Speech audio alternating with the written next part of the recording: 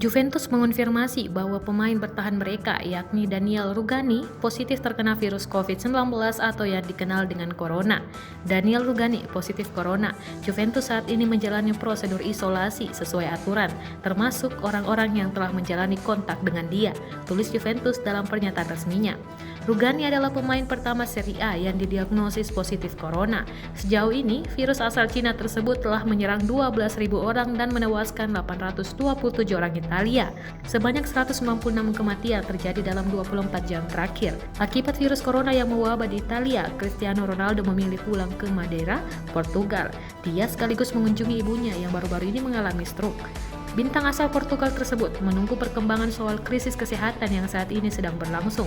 Liga Italia sendiri sedang dihentikan sementara sebagaimana yang diumumkan Perdana Menteri Italia, Giuseppe Conte pada Selasa 10 Maret 2020. Pemberhentian semua kompetisi olahraga tersebut akibat kasus wabah virus corona yang semakin terus meningkat di Italia.